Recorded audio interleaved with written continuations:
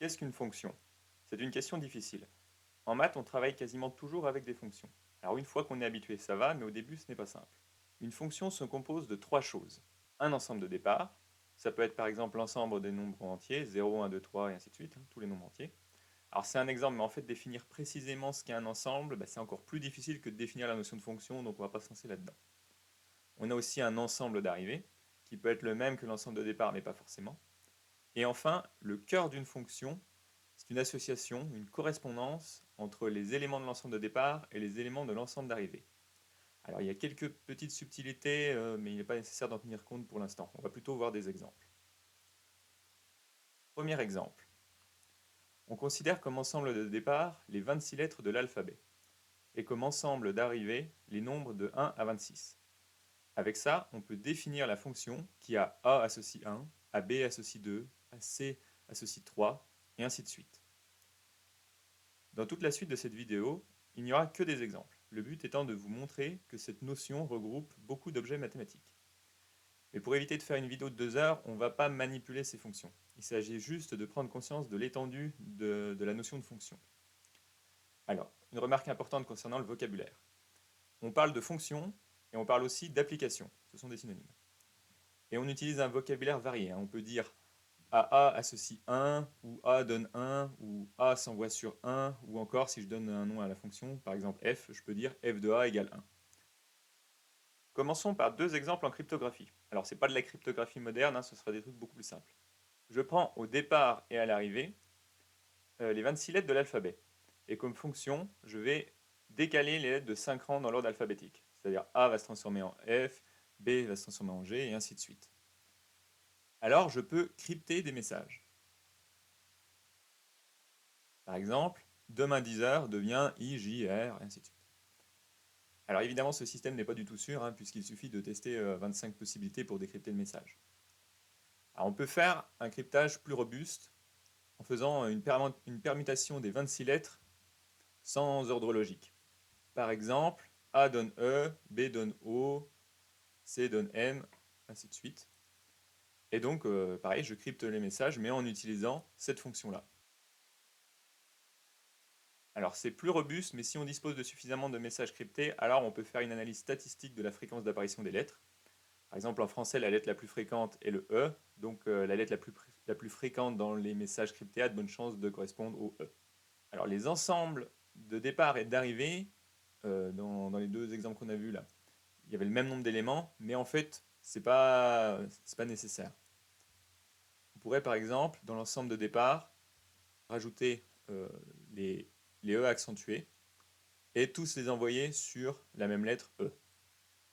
Et en cas pratique, on dirait que celui qui décrypte le message arrive à remettre les accents au bon endroit. Passons à des exemples numériques. Je veux convertir des distances exprimées en miles en kilomètres.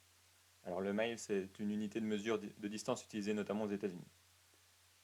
Les ensembles de départ et d'arrivée seront l'ensemble des nombres positifs.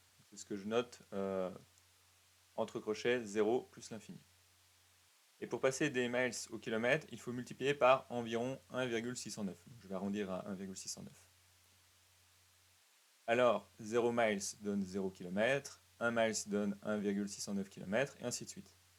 Alors, comme on ne va pas écrire une infinité d'égalité, on utilise une écriture condensée. Celle-ci, x donne 1,609x. Et l'expression doit être valable pour tous les éléments x de l'ensemble de départ. Alors, on a aussi d'autres écritures. Si je donne à ma fonction un nom, disons f, je peux utiliser les deux autres écritures, f de point x, flèche, qui se lit généralement donne, ou associe 1,609x. Donc en maths, on travaille souvent avec une fonction f et une variable x, mais c'est à adapter au contexte. Si votre fonction désigne la vitesse d'un objet au cours du temps, alors il vaut mieux appeler la fonction v et la variable t. Et alors on a une notation condensée pour noter à la fois l'ensemble de départ, l'ensemble d'arrivée et l'expression. Ça se lit f de 0 plus l'infini dans 0 plus l'infini qui a x associe 1,609x, ou encore f qui a x appartenant à 0 plus l'infini associe 1,609x appartenant à 0 plus l'infini. Autre exemple dans le même genre, je vais convertir cette fois-ci des degrés Celsius en degrés Fahrenheit. Donc ce sont deux unités de température. Pour passer des degrés Celsius au Fahrenheit, on commence par multiplier par 1,8 et ensuite on ajoute 32. Je commence par indiquer l'expression avant les ensembles de départ et d'arrivée. A priori, cette expression, de toute façon, vous pouvez la calculer pour tout nombre x. Mais si vous mettez un contexte physique, le fait que c'est une température, en fait, il y a une température minimale théorique, moins 273,15 degrés Celsius. Et donc vous avez aussi une température minimale théorique en degrés Fahrenheit. Et donc avec cette expression, on peut calculer, par exemple, 0 degrés Celsius, ça donne 32 degrés Fahrenheit, 20 degrés Celsius, ça donne 68 degrés Fahrenheit. Passons maintenant à des exemples de géométrie. Alors j'ai dit qu'on pouvait parler indifféremment de fonctions ou d'applications. Eh bien en géométrie, il y a un troisième terme très courant, on parle de transformation. Et oui, en fait, les transformations, ce sont des fonctions. Par exemple, une translation, c'est une fonction, une rotation, c'est une fonction. Il y a bien ensemble de départ, ensemble d'arrivée, et une expression. Alors je ne vais pas les noter les expressions parce qu'en fait, on utilise soit des nombres complexes, soit des matrices. Quand on parle de fonctions, on pense souvent à des représentations de fonctions sur un graphique. La représentation dépend du type de fonction. Pour ce qui est des fonctions dites fonctions réelles d'une variable réelle, celle qu'on voit au lycée, on utilise un graphique avec un axe des abscisses sur lequel on lit les éléments de l'ensemble de départ de la fonction, ce n'est pas forcément l'axe tout entier, et un axe des ordonnées où on lit les valeurs de la fonction. Alors on va voir quelques exemples très divers. Une fonction linéaire, fonction affine. Et là je montre essentiellement les cas les plus courants au lycée.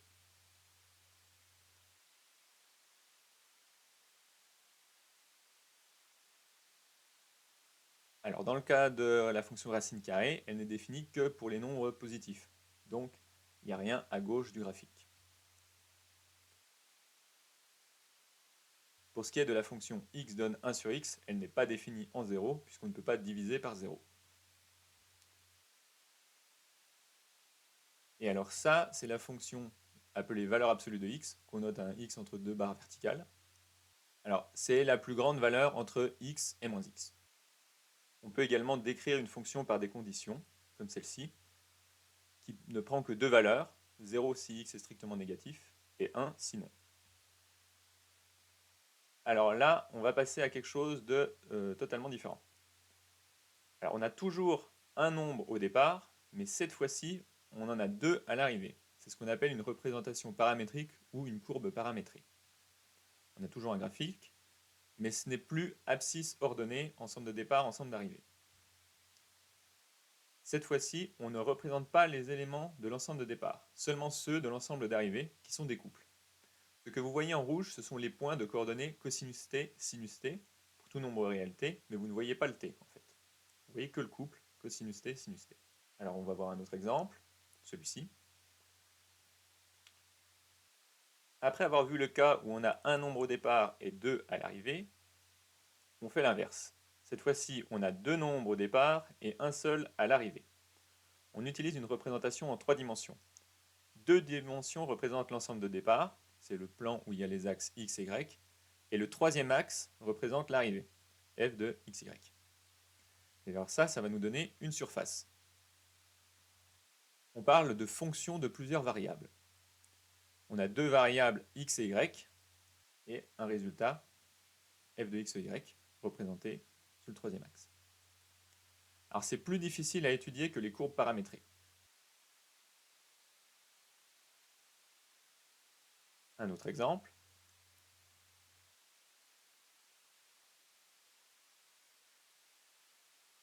Enfin, dernier exemple de cette vidéo, une courbe paramétrée mais cette fois-ci dans l'espace.